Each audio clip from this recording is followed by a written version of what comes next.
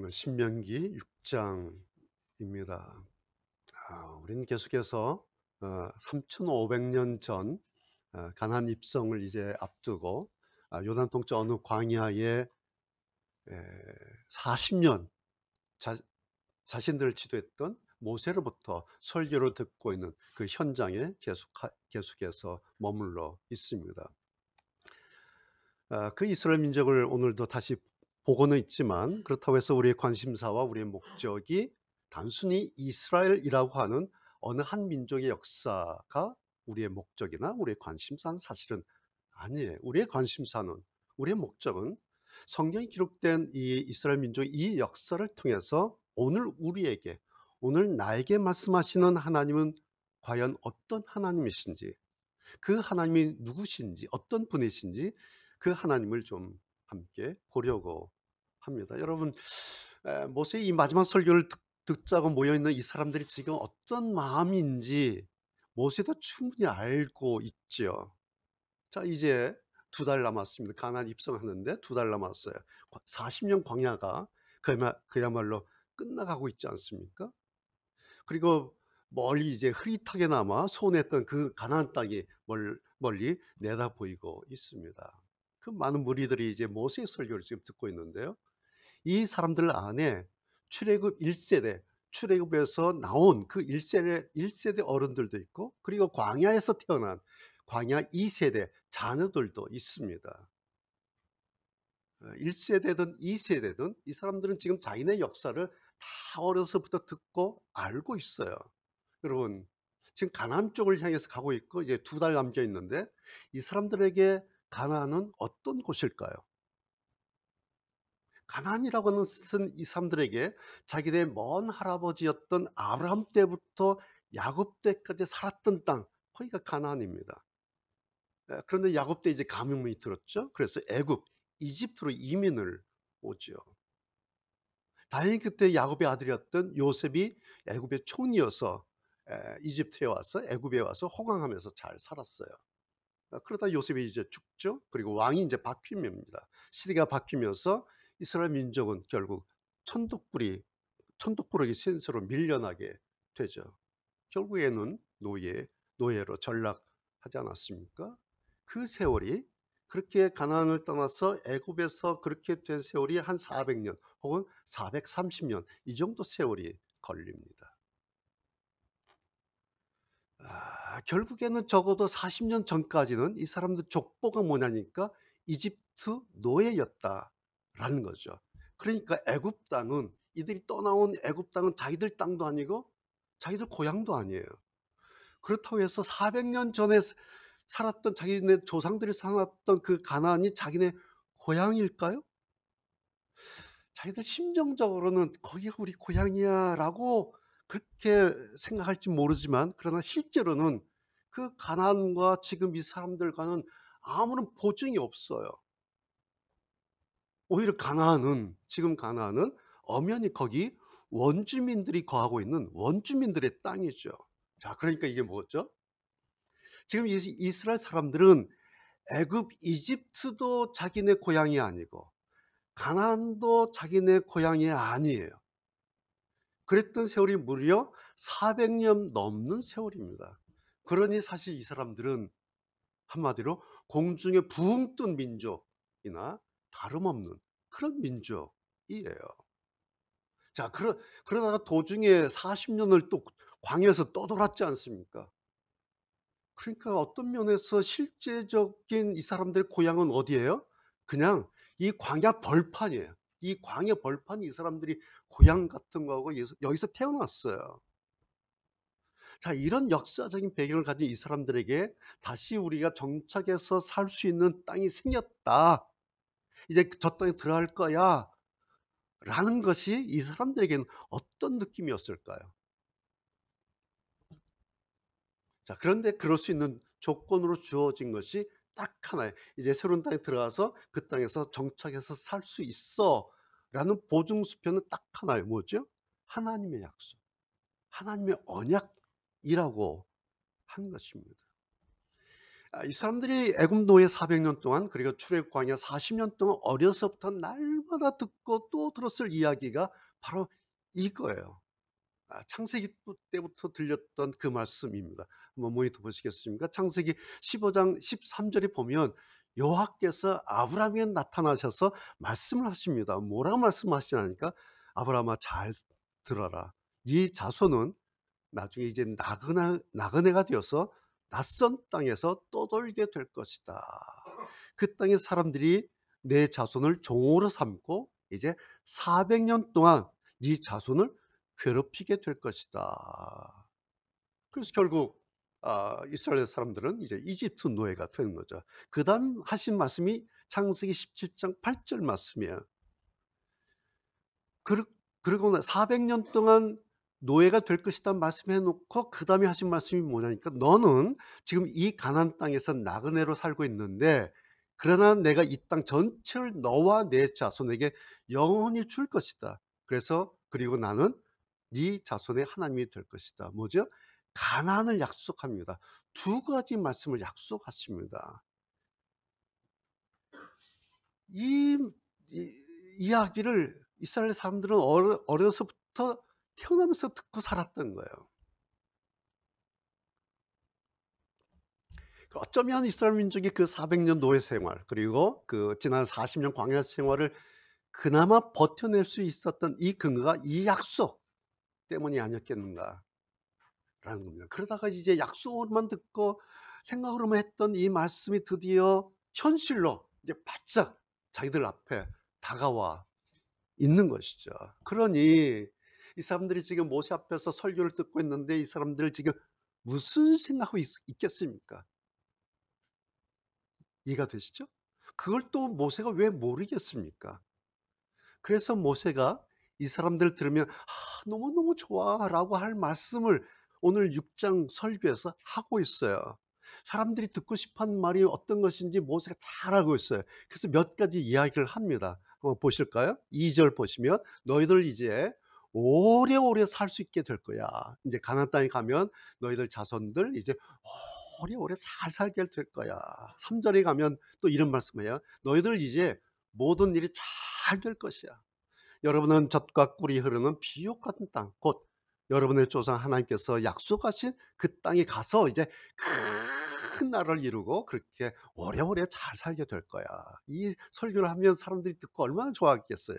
그 다음에 10절, 여러분의 하나님 여호와께서 여러분의 조상 아브라함과 이삭과 야곱에게 약속하신 땅으로 여러분을 인도하실 텐데, 그리고 그 땅을 여러분에게 이제 주실 것입니다. 그 땅에서 여러분이 세우지, 그런데 그 땅에 가보면 여러분이 세우지 않은 크고 훌륭한 성들이 많이 있는데 그거 다 여러분들 것입니다. 생각만 해도 막 그림이 그려지죠. 11절도 또 여러분이 채워놓지 않은 훌륭한 물건들로 가득 찬 집들 다 있는데 그거 여러분 것 될 겁니다.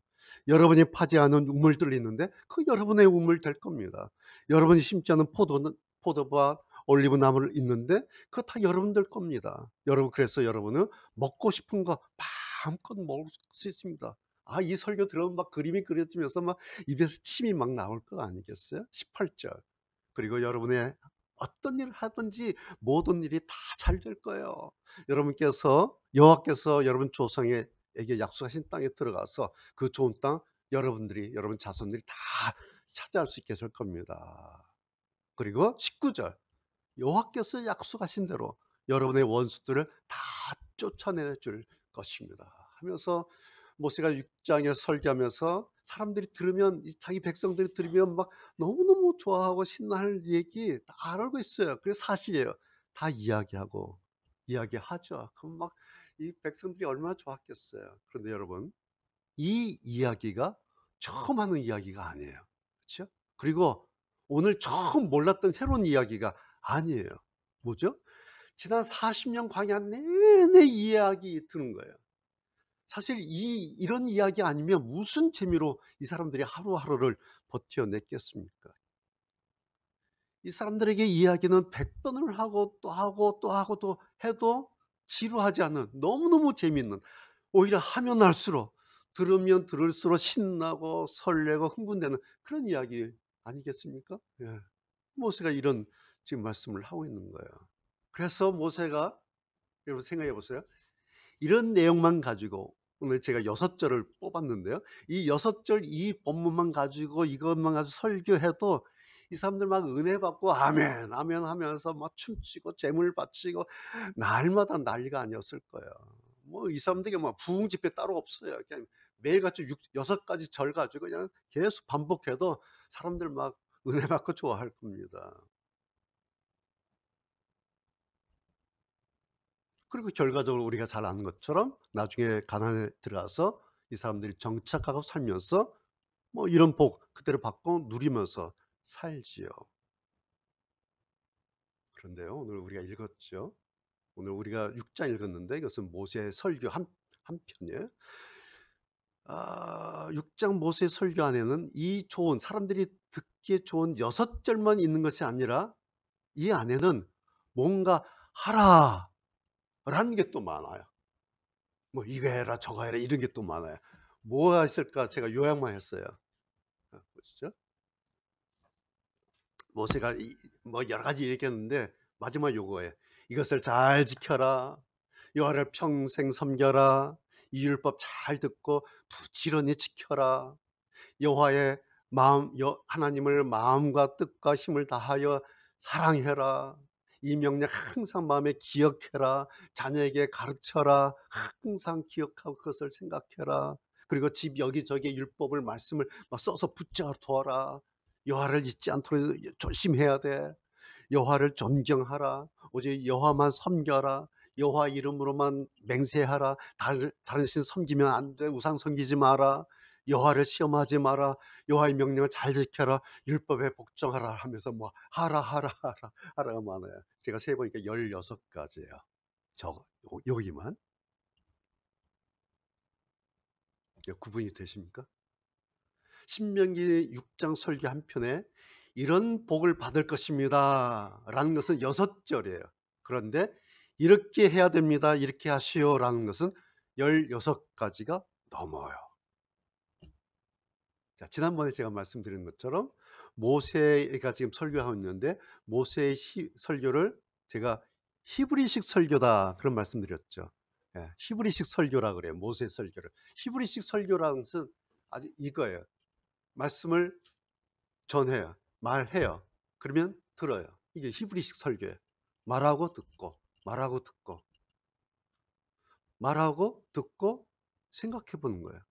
그리고 어떻게 하지 결정하는 거예요. 이게 히브리식 설교예요. 만약 모세가 또 헬라식 설교를 말씀드리는데 헬라식 설교는 보고 느끼고 만져보고 뭐 이 기적 같은 거 뭐 이런 거예요. 이게 헬라식 설교예요. 만약 모세가 헬라식 설교자였다면 6장 내용 다 하지 않고 그냥 사람들 듣고 좋아할 오늘 아까 앞에서 봤던 6절만 반복하면은 좋은 거예요. 그러면 6절만 설교 계속 반복하면 그냥 그림이 그려져요. 그리고 막 우물물, 뭐 올리브나무, 포도밭, 뭐 많은 것들 그냥 상상이 돼서 그냥 마음이 좋아지는 거예요. 이게 헬라식이에요. 모세가 이렇게 헬라식으로 설교하면 사람들 반응이 어떻게 될지 모세도 잘 알아요. 그런데 모세는 히브리, 유대 사람이에요. 유대인이에요. 그래서 설교하는 방식도 히브리식이에요. 이게.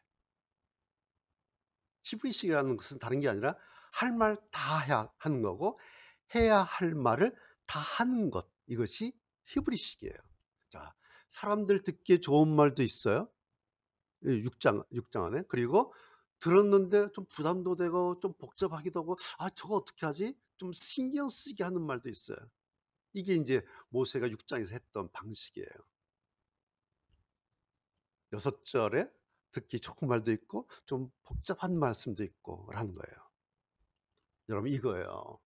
모세는요, 사람들이 내 설교에 어떻게 반응할까라는 것보다 설교자로서 내가 해야 할 말을 다 하는 것, 여기에 모세는 무게를 뒀다라는 것입니다. 그랬더니 물론 듣기에 좋은 그리고 가벼운 그런 내용도 있어요. 그런데 또 어떤 내용은 듣기에 좀 힘든 내용, 무거운 내용, 좀 복잡한 내용도 있어요. 모세가 왜 이랬을 것 같아요? 모세가 왜 이랬을까요? 이러면 이렇게 모세가 이렇게 내가 설교하면 사람들이 반응이 어떻게 될지 몰라서 이랬을까요? 모세가 배운 게 없어서 무지해서 이랬을까요? 아니죠. 모세는 어렸을 때 애굽 왕국에서 태어났죠. 거기서 자랐잖아요. 애굽의 학문에 능통한 사람이에요. 왕가의 엘리트 출신이에요. 그리고 40년 동안 광야에서 모세가 한 일이 뭡니까? 재판하고 사람들을 심리했던 그런 전문가예요. 그러니까 이 사람들이 지금 무슨 생각을 했는지, 이 사람들의 마음에 어떤 것이 있는지 누구보다 모세가 잘 압니다. 그런데도 모세는 히브리 방식대로 할 말을 다 하고 더더군다나 해야 할 말씀을 다 했어요. 왜 그랬을까라는 거예요. 왜 그랬을까? 그 이유가 모세가 이렇게 마지막 자기의 고별 설교를 한 이유가 왜였을까라는 것을 오늘 우리가 이제 확인하려고 합니다. 이유는 딱 하나예요. 전제가 없는 결과물은 없기 때문에 그렇습니다. 이게 오늘 제 설교의 포인트예요. 어떤 전제가 없는 어떤 결과물은 없기 때문에 모세가 이렇게 했다는 거죠. 그래서 우리가 흔히 이런 거죠. 어떤 열매라고 하는 것은 그 나무가 어떤 나무였냐로 결정되죠. 그렇죠? 예수님께서 그래서 그 열매로 그 나무를 알지니라. 그 열매를 통해서 그 나무를 알 수 있는 거예요. 이것이 뭐 자연의 법칙이고 그리고 우리 인생의 제1법칙이죠. 열매로 그 나무를 안다. 아, 이 나무였구나. 혹은 그 나무를 보면 나중에 이 나무에선 어떤 모양의 열매가 맺히게 될 거야라고 알 수가 있죠. 우리 옛말에 뭐 들송 부른 나무 떡잎부터 알아본다. 뭐 같은 내용이죠. 이 뭐죠? 자연의 법칙이야. 그리고 우리 인생의 법칙이다라는 거죠. 모세가 지금 오늘 이걸 이야기하고 있어요. 세상의 모든 어떤 결과물이라고 하는 것은 반드시 어떤 그 전제가 있다라는 거죠. 그것을 모세는 그 전제는 여호와 하나님이다. 이걸 말하고 있는 거예요. 우리의 모든 결과물의 전제, 첫 번째 전제, 그분은 여호와 하나님입니다. 그래서 모세의 신명기 설교로 오늘 6번째 6장까지 왔는데요. 다른 게 없어요. 1장부터 계속해서 이야기를 하고 있습니다. 그렇다고 해서 이것은 이런 내용은 이런 요지는 모세 한 사람만의 말인가? 아니죠. 여러분 성경 다시 보시면요. 창세기부터 요한계시록까지 성경 66권 전부가 이 이야기를 하고 있어요. 성경 66권 우리가 읽어보면 그 안에 내용이 얼마나 많아요? 얼마나 다양한 내용입니까? 세월로 따져봐도 구약은 1500년 동안의 기록이에요. 신약은 100년 동안의 기록이에요. 그래서 신구약 성경은 1600년 동안 세월의 기록입니다. 그러니 얼마나 내용도 많고 다양하고 그러겠습니까? 그래서 이거 공부하느라 우리가 성경 공부도 하고 성경도 막 읽고 사전도 찾아보고 저 같은 사람 목회자는 신학도 공부하고 뭐 한도 끝이 없어요. 왜? 1600년 동안의 이 어마어마한 장대한 성경을 공부하기 위해서는 공부할 게 너무 많아요. 너무 다양하고. 여러분 특별히 우리가 잘 아는 것처럼 출애굽 40년 역사 얼마나 파란만장합니까? 40년 동안 얼마나 많은 일들이 생겼습니까? 사건도 많고 이야기거리도 많죠. 그런데요, 이 출애굽 40년 역사를 통틀어 한 줄 쫙 짜면요, 한 줄 딱 나와요. 뭔지 아세요? 여호와 하나님을 바라보라 이거예요. 출애굽 40년 역사 출애굽기를 쫙 짜서 보면요, 딱 한 줄 나와요. 여호와 하나님을 바라보라. 딱 이거 하나예요. 그런데요, 이 한 줄 가르치는데 이 사람들에게는 400년 노예 세원이 걸렸어요. 그런데 그것도 안 돼서 또 40년 광야가 걸렸어요. 한 줄 가르치는데 뭐 여호와 하나님을 바라봐라. 이거 한 줄 가르치는.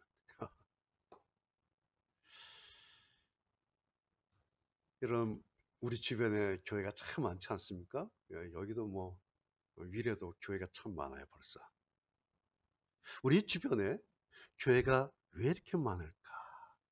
여러분, 그 이유를 아세요? 저는 목사지만 목사님들 얼마나 많으세요? 설교자들 얼마나 많으세요? 지금도 11시에 전국에 있는 교회에서 목사님들이 설교를 지금 하고 있는 시간이에요. 왜 이렇게 목사님들이 많을까? 매주마다 여러분 설교가 막 쏟아져 나오지 않습니까? 그래서 인터넷에서, 방송에서, 뭐 유튜브에서 설교들이 막 쏟아져 나와요. 그 이유가 뭘까요? 교회가 많은 이유? 목사님들이 많은 이유? 설교가 많이 쏟아져 나온 그 이유가 뭘까? 교회 하라고? 교회 모여서 사람 재미 보라고? 그게 이유일까요? 오늘 이 모세에 의하면 딱 하나예요. 어떤 결과물은 그 전제는 딱 하나다. 여호와 하나님.